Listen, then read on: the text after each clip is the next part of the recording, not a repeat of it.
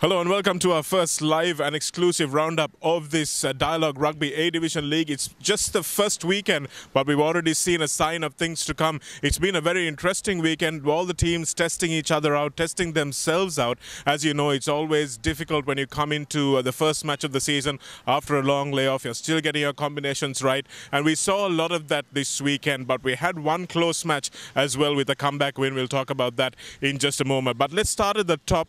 The defending champions Navy travelled all the way down to Beliatta to play the Hambantota Sharks. Now the Hambantota Sharks have a better side than they did last year. They've got guys like Amjad Baksh in that side who's very experienced and who's able to really control games, and that's exactly what he did by scoring all his teams 15 points that they managed to score on the day. But Navy SC a little too strong, 35 points. They scored 5 goals, and in fact Yoshita Rajapaksa heralding his return to Navy captaincy by scoring 3 of those tries. So he had a hat-trick on his comeback for the Navy SC. You remember his brother Rohita captained last year because Yoshita was having a knee injury. Rohita's moved to Army now, and Yoshita's back in the captain's jersey for the Navy, who are the defending champions, hoping to make it a couple in a row this year as well. And the way they've started looks like that just might be possible because they've been strengthened by quite a few of the Havelock's recruits. They've got guys in positions that they needed guys in. They've got Chamara Dabare on the wing, so they've strengthened that position,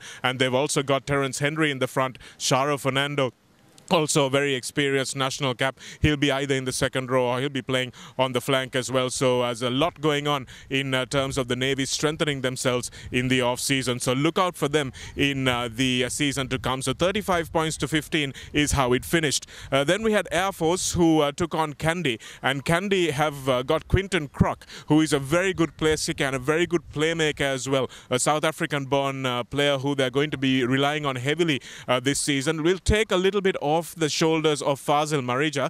Fazil Marija has got to play a bit more of a free role, I think, and that's something that he will enjoy, not taking too much of the responsibility, but instead being able to just focus on that attacking game. There's no doubt that Kandy have the line to really cut people open, and that's exactly what they did to the Air Force. And of course, as you know, Air Force are playing without foreign players, so they're making life even more difficult for themselves. But it's a courageous stand that they've taken. I applauded it last week as well, or last year as well, because they've really taken a stand not to spend money on foreign players and to focus on local recruits. So all strength to them, but it's going to mean that we're going to see a few lopsided results against the bigger teams, and that's exactly what happened with a 78 points to 9 win for Kandy SC. They were raining tries on the Airmen, and it was interesting to note also that most of those tries were scored by the backs. You had Anuruddha Villavara, who's been in outstanding form for the Sri Lanka Sevens team, and he's a guy who scored quite a few of those tries on Saturday. And then you had guys like Oshan Pereira, Lamanga Pereira, Nigel Ratwata,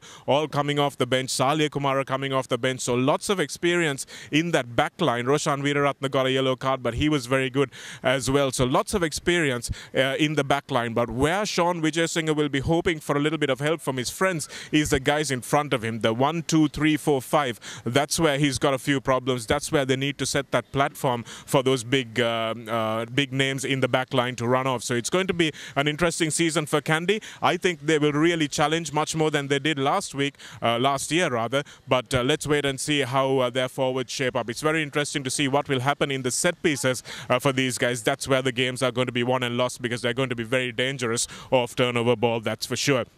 Then we had another very entertaining game where Havelock's champions from a couple of years ago actually travelled to Police Park, just across Thimirigasiya to Police Park, and they ended up actually leading at half-time. 28 points to 22 was Police's lead. Apisai Naingavelo was having an outstanding game. He was running through the entire Havelock's defence by himself, and that turned out to be a superb performance from him individually, but Police not able to really support him as a team. And in the end, when Glenn Christini had a couple of words with his Havelock's team, the much better, much more higher quality, much more experienced Havelock's team, they settled down in the second half and managed to win that game by 44 points to 28. Now, despite the fact that they've lost Chamara Dabare, they still have a very good back three. Guys like Mohammad Sharif, very experienced, and also looking at the new halves combination, that is what really excites me about this Havelock side. They've got Kavinder De Costa, who crossed over from CRNFC in the halfback position. In the first 5 position, they've got Dulaj Pereira, and if Dulaj Pereira can discipline himself a little bit and make sure he gives his gives the ball out a little bit and runs only when he has to and improves his kicking game a little bit, I think he's going to be a real danger and will be a future prospect for Sri Lanka in the number 10 position. So really exciting times at Havelocks, especially with that 9-10 combination. Then we had what turned out to be the match of the weekend. We had CR travelling to Racecourse, where Army will be playing their home games this year. And Army started off with a bang. Army led by Rohitha Rajapaksa and Chichi playing in an unfamiliar position of fly half. He said he's played fly half in university, so really no problem for him to fit into that position, and he actually looked quite at ease when we started off the game. And he had a few, he was sticking to the game plan, catching and giving, and also putting in the up and unders when he had to. So a pretty decent performance from Rohitha Rajapaksa in his debut at fly half, and it's a very difficult position to play in a competitive club season, especially when you're starting off for the first time playing that. So Motilal Jayatilaka has a few ideas up his sleeve, but what he will be really waiting on is the fitness of Tuai, Pio Tuai, who is his big Fijian number 8, and he got injured, and that's when things started to go downhill for Army, because they were clearly in the ascendancy in the first half. They were leading that first half by 15 points to 3, but Tuai got injured midway in that first half, and his replacement Samuela that came on really didn't have the game to do exactly what Tuai was doing. And also Kilifi Latu, who was taken off I think a little bit too early in the number 13 jersey, so that was unfortunate. And with Kilifi Latu going off, they lacked a bit of leadership in the back line, especially in defense. So hopefully they will be fit and stay on the field longer for Army in the upcoming games. But in the end, with Ashan DeCosta's try sparking CR back into life, and the introduction really of Robert Malnick, that's where things really changed for CRNFC. The New Zealand-born player really making a difference when he came on into the fullback position. Not sure fullback is the ideal position for him. Coach Imti Marika will have to look at a few options as well. But CRNFC not doing very well in the set pieces, especially with Randika Alvis being outstanding in the line-out for the Army team. So Army will really trouble some of the top teams this season, and I think that's going to be a very important game for a lot of these bigger teams like Havelocks and even Navy. When they face the Army, it's going to be a very interesting battle. So CR can count themselves lucky after the way they played in that first half to come back and win by 21 points to 15. They scored 18 unanswered points against the Army side, and it was a very good performance from them in the last 20 minutes of that game. So they will be hoping actually to do much better in the weeks to come, but still a confidence building win for CRNFC, who have lost quite a few of their players over the park to CHNFC, and that's where we are today. This CHNFC team had a bye in the first round,